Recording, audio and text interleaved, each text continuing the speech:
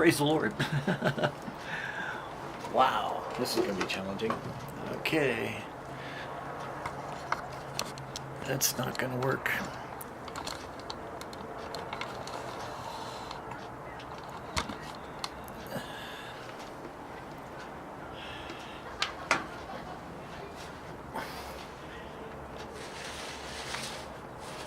Welcome to VidDevoChurch. WeBeUtah has been one of those projects that we've been working on for over a year now.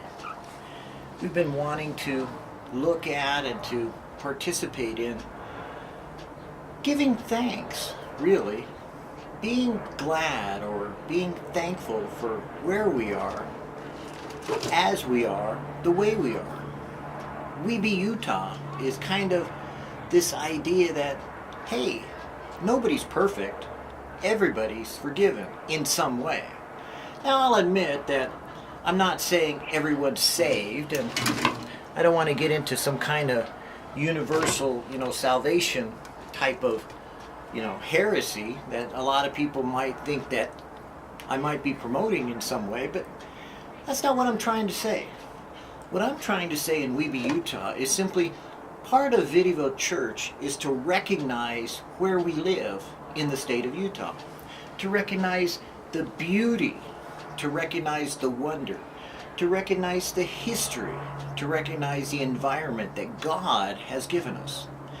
Now, I would say God bless you if you're Mormon, as equally, as easily as I would say God bless you if you're from Calvary Chapel, say of Salt Lake, or Tooele, or the one up the street in Ogden, or down the street in American Fork. God bless you. But I would also say the same thing to my neighbor. God bless you, even if they aren't of any religious association or affiliation. Because you see, God has an interesting way of looking at we as human beings being His creation. He knows we don't know what we're doing. You may think you know what you're doing, but as far as God is concerned, you don't.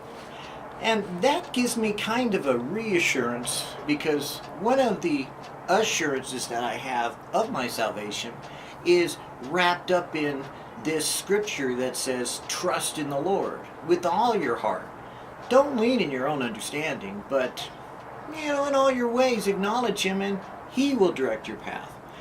And because He directed my path here, because God sent me from Sacramento, California, where I lived just a couple years ago, now to Bountiful / Woods Cross, because I'm kind of like on the boundary, but technically Bountiful, but sometimes listed Woods Cross. But in Bountiful here in Utah, I'm glad for where I live. I'm thankful for what I've been given. I enjoy and I employ the blessings that God gives me every day. You, as a Utahn, are one of those blessings.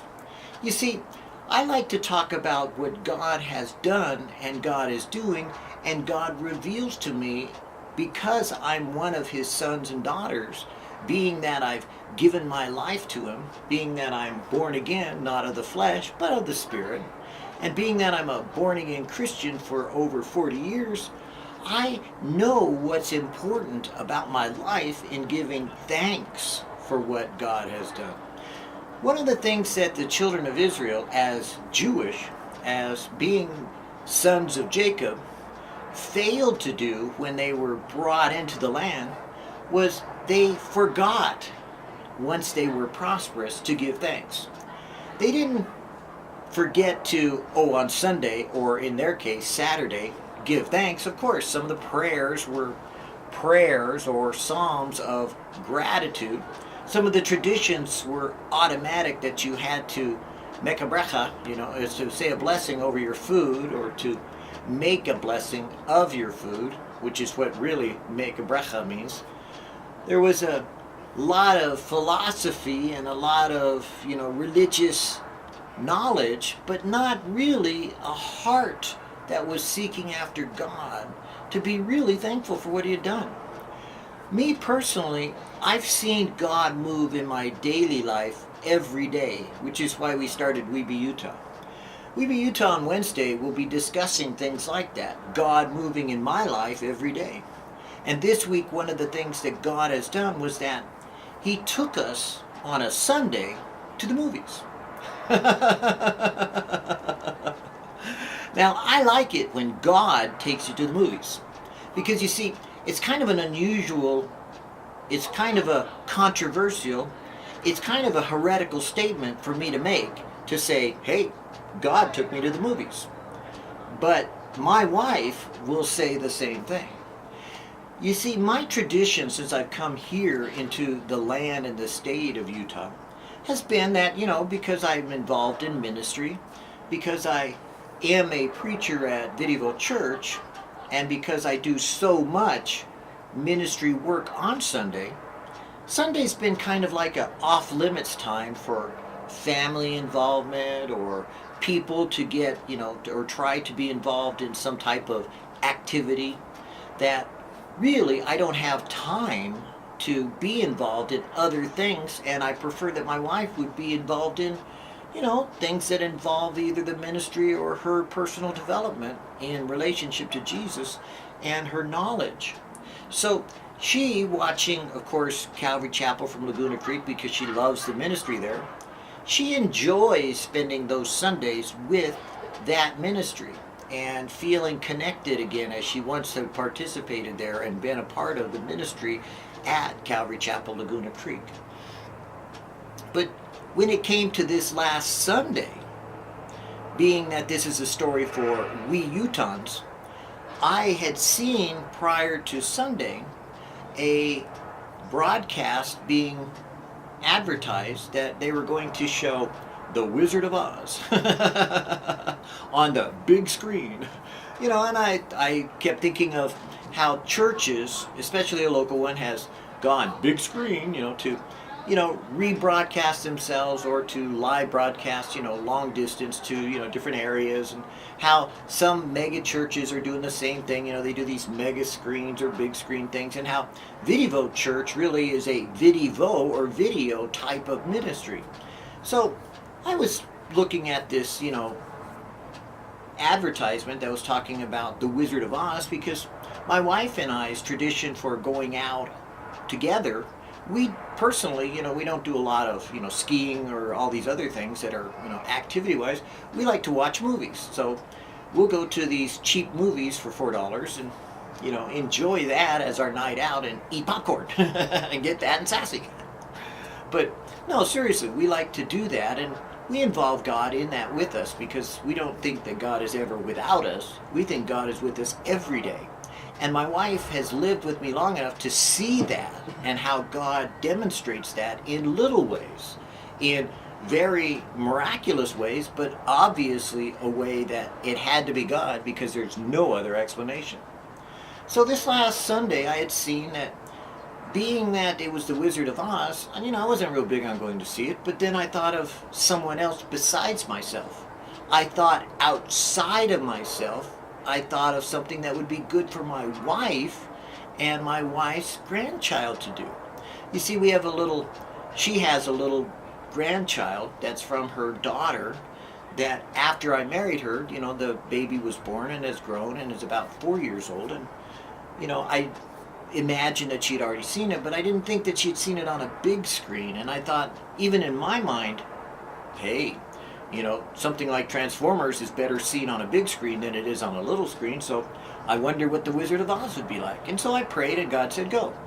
And when He said go, I was kind of like, that figures, because every time I have what might have been perceived as a tradition, God says, hey, led by the Spirit means that when the wind blows, Michael goes, and that means that you don't really get set in your ways too much, because God could say someday, go, and you will say no because you'll say, but God, I got to go to work. And God will say, no, you don't. And He'll show you how and why not. But for me, it was a shock when my wife called up my wife's daughter and, of course, asked if they could we could take her daughter to the movies, on a Sunday. I'm sure everybody went, on a Sunday? Are you kidding me? Michael doesn't do that on Sunday. No, ooh, no, what's happening? He's losing his mind, He's one of those people. you know, you know how stereotypes get put upon you? Well, that's what happens when people don't ask questions or don't try to get to know you. They'll stereotype you or put you in a box and think that's the only way you operate. Oh well, God had better plans. So this last Sunday, I pretty much had gotten the lesson for the day done, had recorded the VidDevoChurch, and had been, because I'm recovering from the hospital surgeries, I knew I wasn't up to doing 5 services that day, and did one service, and knew that was it. God said done, and it was a good one. Ooh, it was great. So we went ahead and went to, the movie, and it was playing at a theater that we went to we purchased the tickets online and went to the theater and sat down to watch the movie, and got our popcorn, and got our drinks, and we always buy those refillable things that last about a year so you can, save money, because we're always cheap, we save money. Still costs quite a bit of money in a way, but, we still save money. It was pretty cheap, and so we sat down to watch the movie, and my wife's grandchild, Olivia wanted to go ice skating before the movie, because we walked by this little ice skating rink, and we said, no, we'll go after the movie. And she said, no, I want to go now. And I kind of felt, kind of like, it's too bad we couldn't go right now, and I looked at the time, and I looked at, the movie start, and I said, well, we really can't. So we went inside and sat down. Well, the movie didn't start, and the movie didn't start, and the movie didn't start. Long about 10 minutes after the movie wasn't starting, and Olivia growing a little anxious, and my wife wondering, I said, okay, I'll go check. So I got up and I walked out, and I asked one of the ushers to go find, what happened, and he never came back. So finally I got up and I walked out, and I saw 2 people, a man in a suit and a woman in a suit, obviously either management or, as I'll share with you, my personal opinion, but they were walking behind the counter, and they were kind of over there, and I said, and they saw me coming because I was wearing, I was carrying a cane, I was kind of limping along and wearing my old man's hat, and when you're an old man in Utah, some people think that you're like, elderly and wise. They treat you with respect in this state for some reason for old people. Most other places don't, but Utah's really nice towards old people. I highly recommend the state of Utah. That's why we do WeBeUtah. I like this place, Well, so they were real nice and polite, and they said, can we help you? And I said, yeah. I said, we're waiting for the movie to start. They said, oh, well, we were trying to catch everybody, but the movie's not going to start. It was unfortunately advertised for the wrong theater. It will start at 3:10, which was later. We were there at 2 o'clock or something, I don't know. But it was like an hour later. And they said, but, we want to make it up to you. We can, reimburse you for, your ticket. And I said, okay, well, I said, I just want to know because I said, we brought our little girl, and she's really kind of looking forward to this. But I said, we can go across the way and just go, ice skating, and instead, and we'll come right back. And they said, great, says, well, let us, go ahead and make it up to you, and we'll, take care of your ticket to come back in, and we'll take care, you can get some refills, and all that stuff. And I thought, it's nice, I was polite, and they were friendly and everything. But the interesting thing was what they did, not what they said. Because you see, when they came back to me the next minute after going away and then coming back, they gave me 6 tickets free to go see the movie. They gave me more than what I had paid for. They went out of their way to make me happy. They not only reimbursed the charges for me getting in, they allowed me to come back in and see the movie free.